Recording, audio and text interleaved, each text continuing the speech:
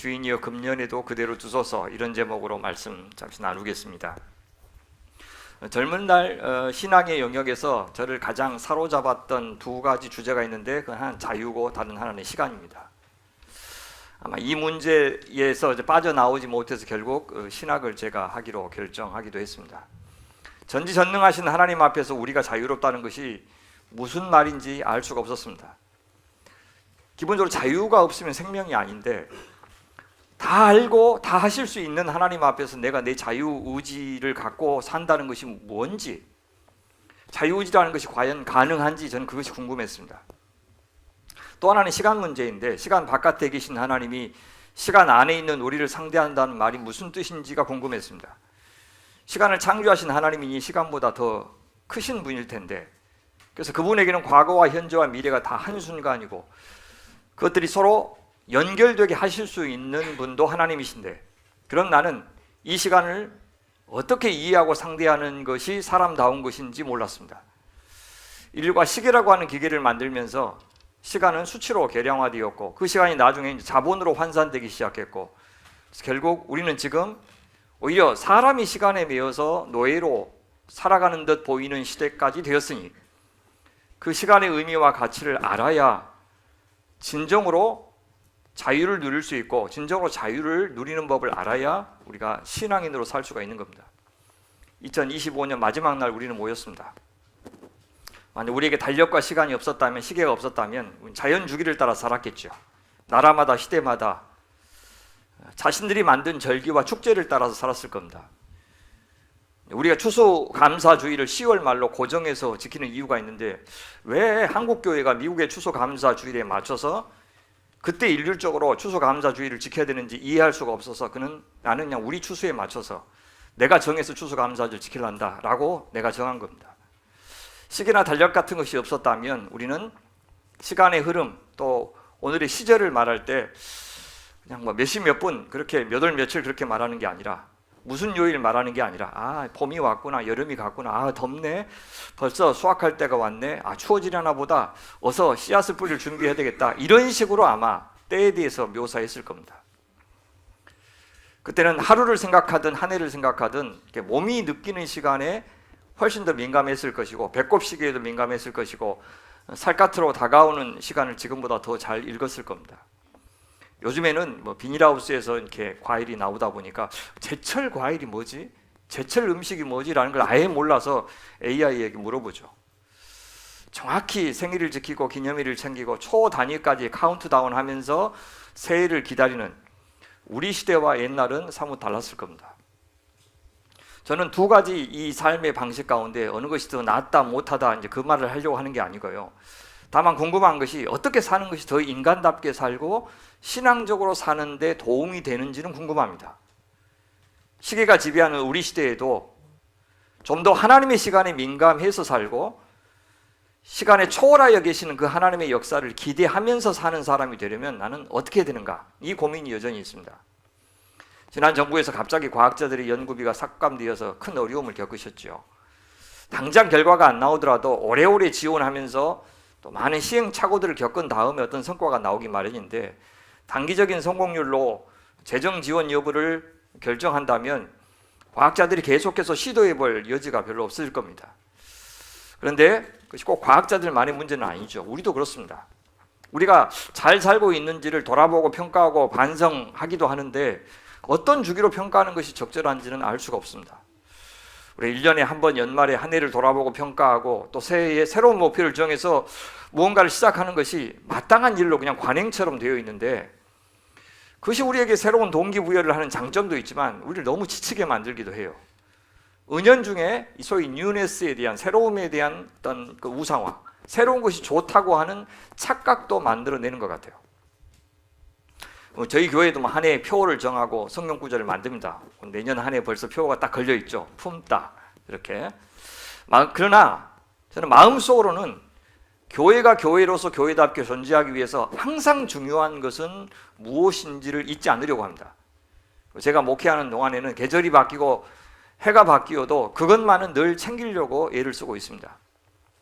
그보다 제가 더 민감한 것이 하나 있는데, 그건 뭐냐면 어쨌든 제가 계획하고 통제할 수 있는 것은 몇 가지밖에 안 되고, 제가 통제할 수 없는 요인들이 내 삶에 너무 많이 시시각각으로 다가오는데, 그런 것들을 가지고 하나님께서 나와 우리 공동체를 마음껏 창조하시도록 어떻게 바뀌어드릴까? 어떻게 위임할까? 어떻게 하는 것이 위임하는 것일까? 여기에 늘 유념합니다. 오늘 우리가 한 일, 기도한 일, 설교한 일, 또 우리에게 하나님께서 허락하신 좋은 일로 보이는 것들, 혹은 가슴 아픈 일들, 이 모든 것들은 그냥 일어난 일들입니다. 저마다 그냥 우리가 할 수 있는 만큼 하고 살아서 일어난 일들입니다. 그런데 이런 일들이 우리 개인을 위해서, 우리 교회를 위해서 앞으로 무슨 역할을 하게 될지는 전적으로 우리한테만 달려있는 것은 아닙니다. 때로는 이런 수고 덕분에 전보다 공동체가 나아질 수도 있고 우리 신앙이 좋아질 수도 있고요. 그 반대도 될 수 있어요. 그냥 우리는 우리 수준대로 살았을 뿐인데, 늘 살던 대로 평소대로 말을 하고 행동했을 뿐인데, 언젠가는 혹은 누군가에게는 그것이 긍정적인 영향을 주기도 하고 부정적인 영향을 주기도 해요. 아니, 같은 설교를 듣고도 어떤 사람들은 눈물을 흘리는데 다시 한번 잘 살아보겠다고 다짐을 하는데, 어떤 사람들은 도무지 집중하지 못하고 졸기도 합니다. 근데 이게 설교자 탓만 아니에요. 이게 천장이 낮아서 그런 것도 있습니다. 우리 모두 자기 자신을 돌아보기를 이제 이렇게 성찰을 하는데, 그렇다고 해서 우리가 지금 눈앞에서 내가 받아본 결과에 대해서 전적인 우리 책임이라고 말할 수 없는 이유가 있어요. 교회가 수적으로 부흥하고 성도들의 신앙이 좋아졌으면 어느 정도는 목회자가 수고했고 리더십이 잘 섬겨줬기 때문이라 할 수 있지만, 항상 그 반대도 사실이에요. 초라한 결과를 보면서 반성하는 것도 마땅합니다만은 전적으로 사역자들이나 교회나 성도 탓만 할 수가 없어요. 병에 걸리면 다 내 잘못이라고 자책하는 것이 올바른 태도가 아닌 것과 같습니다. 그래요. 그렇게 우리가 통제할 수 없고 설명할 수 없는 것들이 세상에 너무 많아요. 당장에는 그 의미를 모를 만한 일들 투성이에요. 그것을 인정하는 것이 시간 앞에서 지혜롭게 사는 태도입니다. 이것이 시간 속에서 하나님의 자유를 긍정한다는 말의 뜻이기도 해요. 서둘러서 의미를 결정하지 않고, 서둘러서 평가하지 않고, 더 기다려보는 것, 더 기대해보는 것. 그것은 내가 있기 전부터 있었던 일들이 굉장히 많다는 것을 인정한다는 말이기도 하고, 내가 이 땅에서 사라진 후가 되어서야 그 결과가 나타날 일들이 많다는 것을 인정한다는 뜻이기도 합니다. 그런데 시간의 창조자이신, 그래서 알파와 오메가, 처음과 끝이 되시는 우리 하나님이 계시니 과거는 지난 일이 아닌 겁니다. 과거는 이미 끝난 일이 아니에요. 과거는 죽은 것이 아닙니다. 내가 모른다고, 내가 없었다고, 내가 잊었다고 해서 과거는 사라지는 것이 아니에요. 과거는 없었던 것이 되지 않습니다. 앞으로 AI가 과거를 현재와 미래와 우리를 더 잘 연결해 줄 겁니다. 우리가 모르는 과거를 AI는 다 알고 있고, 우리가 원치 않더라도 다 기억하게 해줄 것이기 때문입니다. 이제 기억하지 않을 자유, 망각할 자유마저도 우리는 빼앗기고 있는 것입니다. AI는 이 세상에 흩어진 자료들을 내가 일일이 찾아다니지 않아도, 나의 허락도 구하지 않은 채 자기가 원하는 대로 그것들을 조합해서 어떤 의미를 지금 내놓고 있고 내놓을 겁니다. 그 결과들이 가장 탁월한 조합이라고 서로 회사들마다 설득하면서 받아들이라고 압박할 겁니다. 다른 사람들이 갖고 있는 것보다 훨씬 당신의 이야기가 탁월하니 당신은 훨씬 더 괜찮은 사람으로 대접받아야 마땅하다고 말할 겁니다. 그들은 내가 누구인지보다 내가 어떤 우수한 정보를 갖고 있는지로 내가 평가받게 할 겁니다. 아니, 당신이 AI한테 좋은 질문을 던져서 나온 결과이니 그건 당신 것이라고 해도 돼 라고 우리를 속입니다. 그러니까 이제 우리가 AI에게 지시어를 주는 것은 우리가 하나님께 기도하는 것과 같게 취급될 것이고, 그렇게 해서 나온 결과는 우리가 기도의 응답과 다를 바 없는 것으로 간주하도록 압박을 받을 겁니다. 더는 인간 스승에게 묻지 않을 거고, 심지어 하나님께 구하지도 않을 겁니다. 나는 어디서 정보를 찾아냈을 뿐인데 내가 안다고 착각하게 될 것이고, 이제 우리 입에서는 모른다라는 이야기를 하지 않을 겁니다. 잠깐만 기다리세요라고 할 거예요. 그리고는 지시어를 갖고 금방 받아낼 겁니다. AI의 전능성과 전지성을 인간이 숭배하는 날이 곧 올 겁니다. 여러분, 이것이 무엇이 문제인지 한번 생각해 보셨습니까? 그것은 그들이 순식간에 시간을 거세했다는 사실이 문제입니다. AI는 수많은 사람들이 살아왔던 시간들을 지워버립니다. 근데 우리 하나님은 시간을 초월하시면서 동시에 시간 속에서 우리의 자유의지를 존중하면서 역사하시는데 AI는 시간을 거세하는 거예요. 편리함만 주고 그러나 인간의 인격성을 배려하지 않습니다. 최근에 버니 샌더스가 인간이 똑똑한 AI에게 공격당할 날이 머지않아 올 것이라 라고 이야기를 했는데 저도 동의합니다. 수많은 사람들의 눈물과 웃음, 고민과 괴로움의 경험들을 AI는 지워버립니다. 그들이 살았던 공간을 지워버립니다. 그 대신 순식간에 너무 깔끔한 데이터를 만들어냅니다. 그 결과물들 안에 제가 만들어냈던 정보도 들어있습니다. 그런데 AI는 저한테 그걸 사용해도 되는지 허락받은 적이 없습니다. 허락도 받지 않은 채 내 자료를 이용해서 나보다 더 똑똑한 척합니다. 최근에 어떤 분이 이제 그 AI한테 박대영 목사는 어떤 존재냐라고 물어봐서 그 결과를 저한테 보내준 적이 있는데 제가 보니까 한 70%는 맞는 것 같아요. 70%는. 근데 내가 거짓말하고 내가 과시하고 내가 있어 보이려고 노력했던 것까지 속았어요. 사실 내가 아니고 나를 막 내가 잘난 체하고 그런 것도 있잖아요. 그런 거는 분별을 못해요. 무슨 말이냐면 내 글을 지 마음대로 갖다 썼는데 내가 무슨 뜻으로 그런 글을 썼는지 나한테 물어본 적이 없어요. 그때 내가 무슨 감정과 생각으로 썼는지, 어떤 마음으로 설교했고 어떻게 기도하면서 설교했는지, 얼마나 사랑하는 마음으로 얼마나 진정성 있게 내가 그 글을 썼는지, 혹은 내가 얼마나 나를 과시하려는 마음으로 썼는지 그는 나한테 물어본 적이 없습니다. 그런데 그런 것을 몰라도 올바른 정보라고 할 수 있을까요? 더욱이 그 정보를 만들어내는 일에 있어서 성령께서 어떤 영감을 주셨는지 AI는 따지지 않습니다. 그래서 AI가 우리를 대신해서 신앙생활을 해줄 수가 없어요. 성경이나 신학 정보에 굉장히 능한 신학박사 학위 소지자가 저절로 더 좋은 신앙인이 될 수 없는 것과 같아요. 시간 속에서 우리가 직접 치열하게 살아간 것만이 신앙입니다. 주님이 우리에게 기대하시는 것은, 주님께서 마지막 날 심판하시는 것은, 주님께서 찾으시는 열매는 그 시간 속에서, 그 공간 속에서 부대끼며 형성한 우리 자신이기 때문입니다. 우리가 갖고 있는 정보 데이터가 아니고 그 시간, 그 역사 속에서 우리 하나님이 하실 일을 기대하고 모르면 모른 채로 침묵하면서 그 무지의 구름 속에서 살아내는 일, 그렇게 헤매는 그 순간들, 그 과정을 통과했을 때만 형성되는 인격들, 존재들, 성품들, 그래서 기대하고 소망하고 신뢰하는, 무언가를 신뢰하는 그런 사람으로서의 나 자신을 받으시기 원합니다. 아직 우리 이야기는 끝나지 않았습니다. 그러니 너무 서둘러서 우리 자신의 인생을 평가해서는 안 됩니다. 그래서 만약 2025년 이 시점에서 우리 인생을 함부로 평가해서 성공이 실패니 정의한다면, 또 우리 교회를 이렇다 저렇다 함부로 정의한다면 우리는 AI를 가지고 착각하는 것과 다를 바 없는 어리석고 무익한 일을 하는, 어떤 제한된 데이터 가지고 모든 것들을 안다고 착각하는, 내가 전지하고 전능한 사람인 것처럼 생각하는 것이 되어버립니다. 그래서 우리는 시간에 충실하되 시간으로부터 자유해야 됩니다. 무슨 말이냐면 시간의 거대한 힘 앞에서 겸손해야 되고, 다른 한편으로는 시간의 노예가 되지 않아야 한다는 뜻입니다. 겸손하게 시간이 우리에게 일하도록 기회를 주어야 하고 기다려야 되고, 그래서 하나님이 우리가 몰랐던 우리의 과거의 시간들을 갖고서 우리에게 일하시도록 맡겨드린다는 뜻입니다. 그리고 하나님께서 오늘 우리가 하는 어떤 일을 통해서, 또 지금 세상에서 일어나고 있는 우리가 보기에 유쾌하기도 하고 불쾌하기도 하고 선처럼 보이기도 하고 악처럼 보이기도 하는 어떤 것들을 통해서 미래의 당신의 뜻을 이루실 수 있다고 믿어드리고 저는 맡겨드려야 된다고 생각합니다.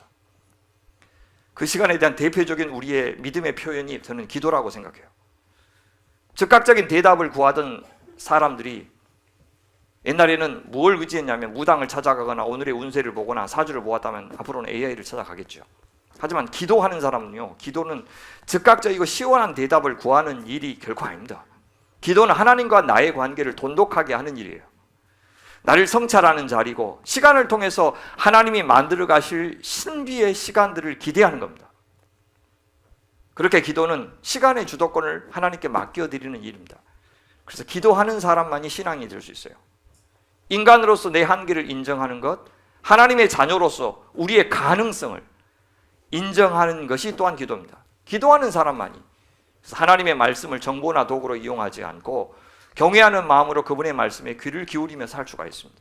올 한 해 우리가 그렇게 기도함으로 주님 앞에 나아가서 그분의 시간 주권을 인정하는 한 해가 되었으면 좋겠어요.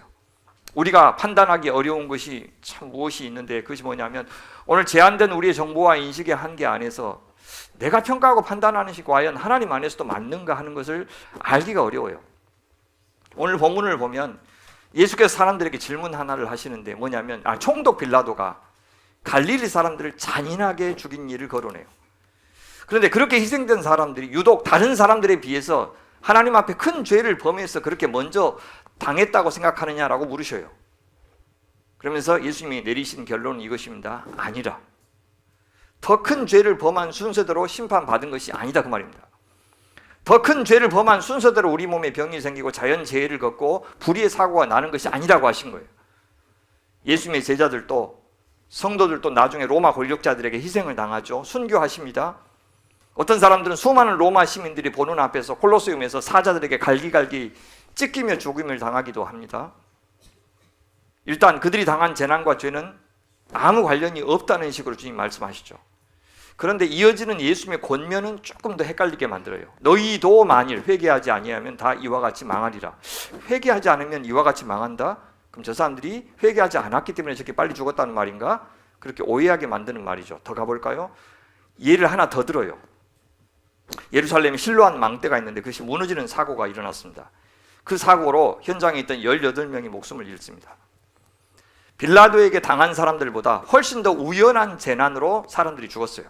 주님은 또 질문하시죠. 예루살렘에 거한 다른 사람들보다 이 18명의 죄가 더 있는 줄 아느냐? 더 죄가 있어서 죽었다고 생각하느냐? 이번에도 대답은 똑같아요. 아니라. 그리고 이 교훈을 통해서 주신 권면도 같아요. 너희도 만일 회개하지 아니하면 다 이와 같이 망하리라. 얼핏 들으면 주님이 이랬다 저랬다 하시는 것처럼 들리죠. 더 심한 죄를 지어서 희생되거나 사고를 당한 것은 아니라고 하셨으면서도 지은 죄에 대해서는 얼른 회개하라고 그렇게 말씀하시기 때문입니다. 저는 예수께서 지금 여기서 시간이 갖고 있는 이중적인 성격을 표현하고 계시다고 생각해요. 그것이 뭐냐면 우리가 당하는 일들이 한편으로는 우리가 통제할 수 없는 시간의 산물이면서 동시에 우리가 통제할 수 있는 시간의 결과물이기도 하다는 겁니다. 그러니까 우리에게 일어나는 일들을 다 우연으로 치부할 수는 없습니다. 그렇다고 해서 다 필연인 것도 아닙니다. 그 중에 우리가 통제할 수 없는 일들이 있고 그래서 우리가 책임질 수 없는 일들이 있습니다. 반면에 우리가 반드시 책임져야 하는 일들이 있고 대답해야 되는 일들이 있고 그런 것들은 다 우리가 마땅히 통제했어야 되는 일들입니다. 사람들이 빌라도에게 당한 일, 그것은 빌라도의 변덕 때문일 가능성이 많아요. 빌라도의 정치적인 계산의 희생물.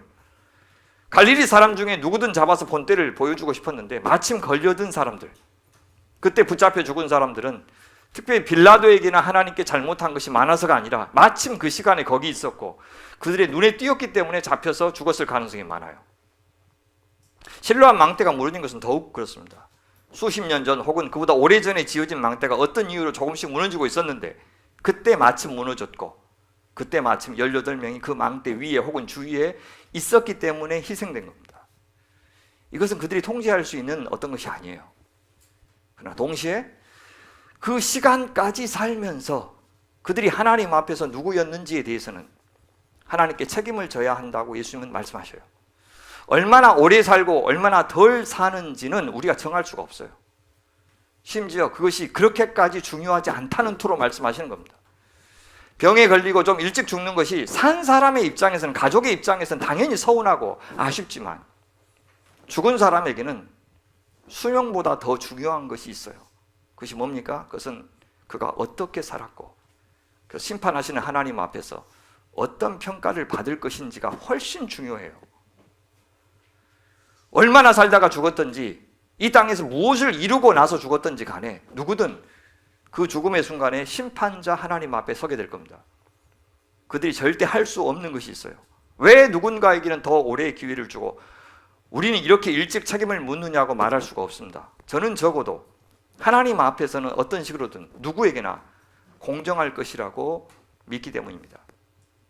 여러분 그런 비유 있죠. 9시부터 일한 포도원 일꾼이나 오후 5시부터 일한 포도원 일꾼이나 주님께서 어떻게 합니까? 모두 다 은혜로 부름을 받았고 또 하나님의 은혜에 어울리게 품삯을 받은 거 기억하시죠? 그러니 누군가에게 더 준 것에 대해서 불평한 것을 주님은 잘못이라고 이야기하십니다. 이렇듯 우리가 왜 40살 정도만 살고 일찍 부르시냐고 질문하는 것은 그를 이 땅에 태어나게 하신 하나님의 은혜를, 그가 하나님을 알고 영원한 삶을 선물로 얻을 수 있도록 하신 분에게 할 수 없는 불평이라는 거예요. 그가 대답할 것은 오직 하나입니다. 이때까지 그 하나님의 생명 주신 은혜에 내가 어떻게 대답하고 살았는가 하는 것입니다. 바로 앞에 나오는 청지기 비유에서 그것을 말씀하셔요. 주께서 이르시되 지혜 있고 진실한 청지기가 되어 주인에게 그 집 종들을 맡아 때를 따라 양식을 나누어 줄 자가 누구냐? 누가 자격이 있느냐? 어떤 종이 자격이 있느냐? 주인이 이를 때 그 종이 그렇게 하는 것을 보면 그 종은 복이 있으리로다. 내가 참으로 너희에게 이르노니 주인이 그 모든 소유를 그에게 맡기리라. 만일 그 종이 마음에 생각하기를 주인이 더디 오리라 하여 남녀 종들을 때리고 먹고 마시고 취하게 하면 생각하지 않는다. 알지 못하는 시각에 그 종의 주인이 이르러 엄히 때리고 신실하지 아니하는 자에 받는 벌에 처하리니 주인의 뜻을 알고도 준비하지 아니하고 그 뜻을 행하지 아니한 종은 많이 맞을 것이요 알지 못하고 맞을 일을 행한 종은 적게 맞으리라. 마지막 구절이요. 무릇 많이 받은 자에게는 많이 요구할 것이요 많이 맡은 자에게는 많이 달라 할 것이니라. 우리가 하나님에게 공정을 말할 수 없는 이유는 하나님은 많이 받은 자에게 많이 요구하고 많이 맡은 자에게 많이 달라고 하시는 분이기 때문입니다.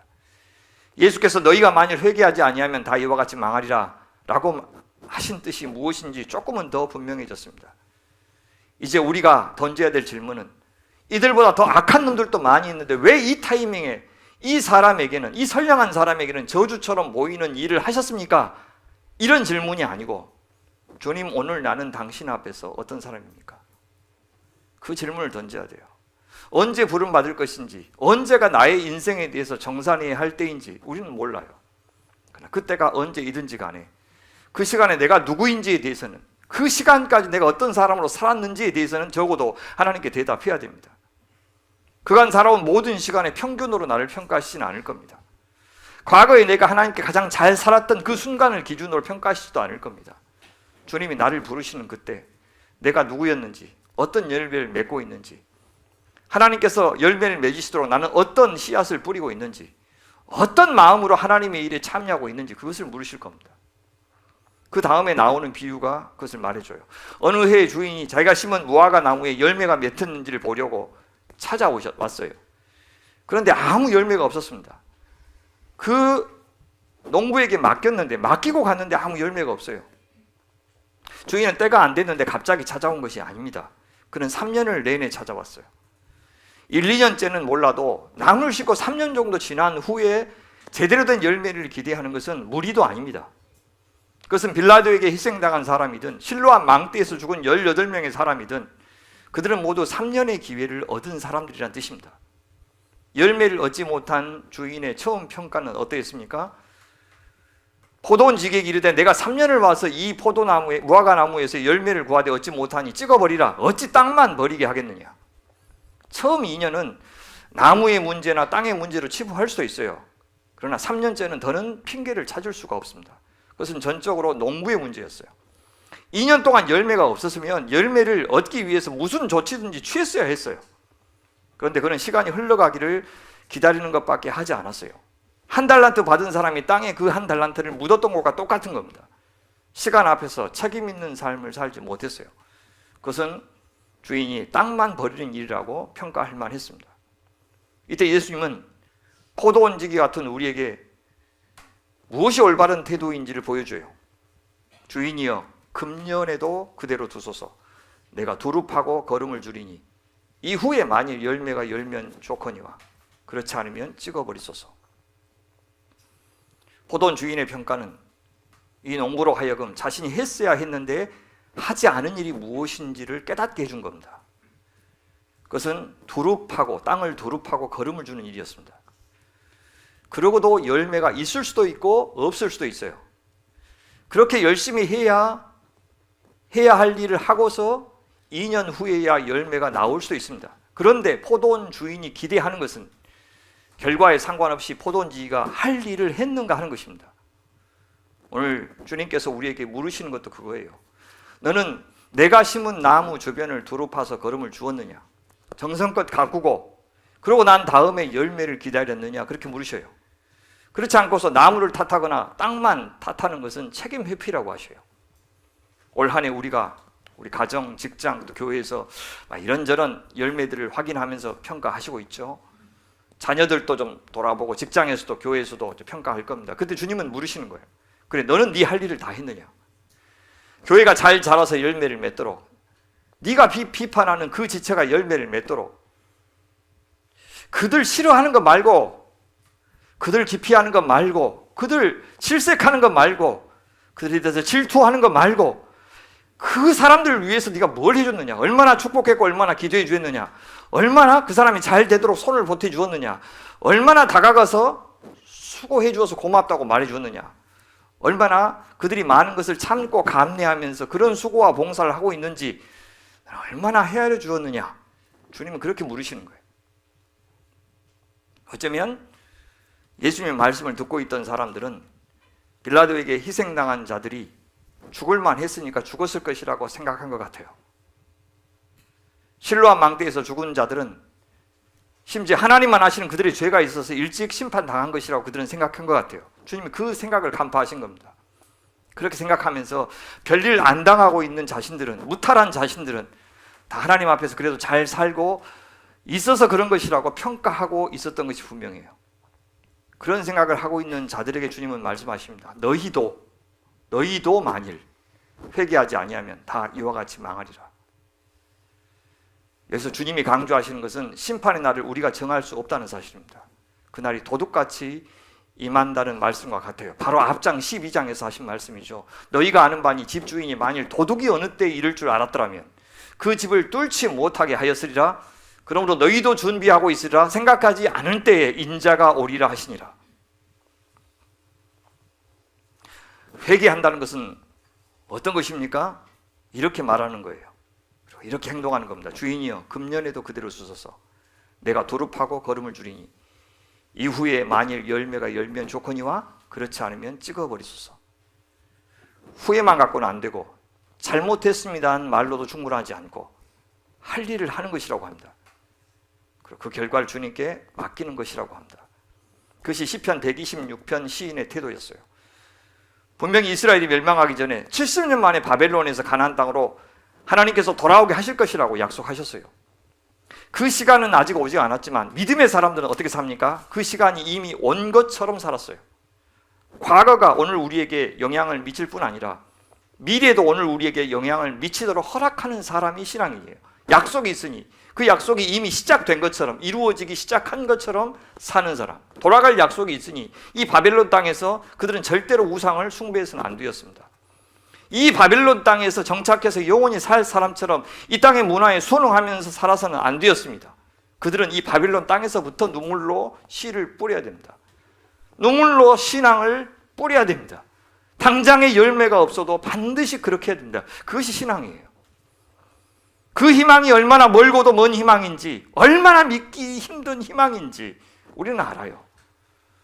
저는 정말 목회가 이 시지프스의 저주에 걸린 사람처럼 해도 똑같은 일을 반복하고 700편 이상의 말씀을 준비해서 전해도 나는 어떤 열매가 있지? 과연 우리 성도들의 마음속에 다 닿았을까? 이렇게 죽어라고 했는데도, 똑같은 일을 반복하는데도 주님, 제가 부족한 겁니까? 제가 열심을 더 내야 됩니까? 라고 물을 정도로 가시적인 결과는 사실은 쉽게 보기가 힘들어요. 정말로 희망이 있는지를 늘 묻고 싶은 우리 개인의 상황들이 있을 겁니다. 특히 질병으로 고생하시는 가족이 있는 분들. 실제 그 일이 일어났을 때 시인은 뭐라고 그래요? 우리가 꿈꾸는 것 같았다. 이거 진짜 꿈이야, 생시야? 와, 진짜 이 약속이 이루어진다고? 우리 교회가 어떻게 되었으면 좋겠다고 하는 그림이 저에게도 있었어요. 이 교회를 시작할 때. 근데 현실감이 없었어요. 왜냐하면 실제 정말 어떤 모습으로 구현될지에 대해서 그림이 이게 정확하게 내가 경험한 것 이상으로는 그림을 그릴 수가 없었어요. 근데요, 14년이 지난 오늘 저는 그때 그렸던 모습보다 훨씬 좋은 모습을 보고 있는 중이에요. 이렇게 된다고? 이런 사람들이 모인다고? 와, 교회에서 사랑을 나눈다는 것이, 천국을 앞당겨서 천국의 모습을 보여주면서 산다는 것이 이런 것이야? 사람이 변한다는 것이 이런 것이야? 라고 하는 증거들을 보고 있는데, 꿈꾸는 것 같다는 말이 무슨 말인지 알 것 같아요. 저는 우리 교회를 이상적으로 말하고 있는 것이 아니에요. 근데 교회라고 하는 것이 성경에서 말하는 것이 실제 어떻게 이루어지는지에 대한 그림을 안 갖고 있는 사람들이 지금 한국교회의 큰 문제예요. 그러니까 목회를 해도 어떤 모습의 교회를 하겠다고 하는 청사진을 그릴 수가 없어요. 청사진이 없으니 전략이 없고, 전략이 없으니 내가 어떤 준비해야 되고 어떤 자원이 필요한지에 대해서 말할 수가 없는 것이 지금 우리 형편인데, 저는 그래도 후배들한테 내가 한 것은 아니지만은 하나님께서 이런 교회의 모습을 보여준단다라고 할 말이 있어서 너무 감사해요. 꿈꾸는 것 같아요. 내가 뭐라고 이런 교회를 본단 말인가? 내가 뭐라고 이런 사람들과 함께 신앙생활을 한단 말인가? 교회의 미래에 대해서도 마찬가지입니다. 누가 찬양할 수 있습니까? 오늘 기대한 사람이요, 오늘 신뢰한 사람. 그래서 오늘부터 믿음으로 살아가는 사람. 우리가 하는 자잘한 일들이 아니라 하나님께서 하시는 큰 일이 늘 우리 인생 가운데 우리 배후에서 전개되고 있다는 사실을 믿는 사람들, 그들이 찬양할 수 있어요. 무엇이 주님이 요구하시는 회개입니까? 누가 믿음의 사람입니까? 눈물을 흘리며 씨를 뿌리는 자는 기쁨으로 거두리로다. 울며 씨를 뿌리러 나가는 자는 반드시 기쁨으로 그 곡식단을 가지고 돌아오리로다. 기쁨으로 씨를 뿌린다고 말하지 않고 울며 씨를 뿌리고 눈물로 씨를 뿌린다고 해요. 그것이 신앙의 현실입니다. 어쩌다 살아가다 보면 보람도 있고 좋은 일도 있지만, 날마다 하하호호 하고 날마다 사람들 보면 좋고 날마다 막 사랑이 솟구쳐 오르고 날마다 만나면 심장이 두근거리고 병원에 가봐야 돼요. 그 사람들은 진짜 무슨 가슴에 문제가 있는 사람이지, 그냥 사는 겁니다. 그냥 교회에 오는 것이고, 날마다 말씀만 보면 막 즐겁고 그런 게 아니에요. 해야 되기 때문에 하는 일들이 인생에서 얼마나 많습니까? 인내하면서 참으면서 해야 될 일이 많아요. 그게 옳은 일이기 때문에. 자원하는 마음, 기쁨의 마음이 없어도 부모 노릇해야 되고 직장에 가야 되고, 좀처럼 직장에 잡히지 않아도 그래서 믿음을 지켜야 되고, 결혼을 꿈도 꿀 수 없는 처지에 있어도 청년들은 믿음의 씨를 뿌려야 되는 거예요. 나한테 잘해주시면 그때부터 하는 것이 신앙이 아닙니다. 시간의 주인이신 우리 하나님께서 계심을 믿기에 우리의 오늘 씨를 뿌리는, 눈물로 씨를 뿌리는 이것들, 이 과거를 시간이 지나면 잊혀지고 당장 결과가 나오지 않으면 아무것도 아닌 것으로 무의로 돌리는 그런 하나님이 아니라, 그것 가지고 여전히 일하시는 그 하나님을 우리가 믿자는 겁니다. 믿음은 믿음 말고는 우리에게 다른 대안이 없을 때만 의미가 있는 겁니다. 그렇다면 우리의 모든 순간은 사실상 다 믿음이 요청되는 순간, 기도가 필요한 순간입니다. 우리가 몰라서 안 하고 있을 뿐입니다. 말씀 맺겠습니다. 사랑하는 소매 가족 여러분, 올 한 해 수고 많이 하셨습니다. 저 무거운 짐 지고 사시느라고 욕 많이 보셨습니다. 우리 이제라도 우리의 2025년을 믿음으로 하나님 앞에 올려드립시다. 당장 우리가 이루어 놓은 성취 갖고 주님 이것 갖고 영광 받으십시오, 그런 거 말고 믿음으로 2025년을 통째로 주님 앞에 올려드립시다. 매번 성실하지 않았고 매번 진심을 다하지 못했고 매번 기쁘게 하지 않았더라도 우리 그렇게 합시다. 자책하는데 그치지 말고 후회하는데 머물지 말고, 올해도 사람들한테 내놓을 만한 성취가 없어도 함부로 실패한 인생이라고 평가하지 말고 눈물로 씨를 뿌리는 중이라고 생각하면서, 그리고 할 만큼 했다고 말하지 말고 다시 한번 하나님께 이렇게 부탁합시다. 주인이여, 금년에도 그대로 두소서. 내가 도로 파고 걸음을 줄이니 이후에 만일 열매가 열면 좋거니와 그렇지 않으면 찍어버리소서. 2026년은 우리에게 하나님께서 다시 한번 주신 기회의 시간입니다. 어떤 이들에게는 눈물로 뿌린 씨의 열매를 보는 시간일 수도 있고, 어떤 이들에게는 땅을 파서 걸음을 주는 시간이 될 수도 있겠습니다. 그렇게 시간의 주인이신 주님이 하실 일을 우리 마음껏 기대합시다. 그리고 그 시간 앞에 한편으로는 겸손하고 다른 한편으로는 적극적으로 참여하는 그 주님께서 너는 뭐 있냐? 뭔 열매 맺었냐? 그보다도 너 뭐 있냐? 그렇게 말씀하실 때 예, 주님 부끄럽지만 그 자리에 있었습니다. 마음을 보탰습니다. 손을 보탰습니다. 주님 부족한 저를 사용해 주시옵소서. 그렇게 주님 앞에 대답하는 책임 있는 성도들이 되시기를 간절히 축원합니다.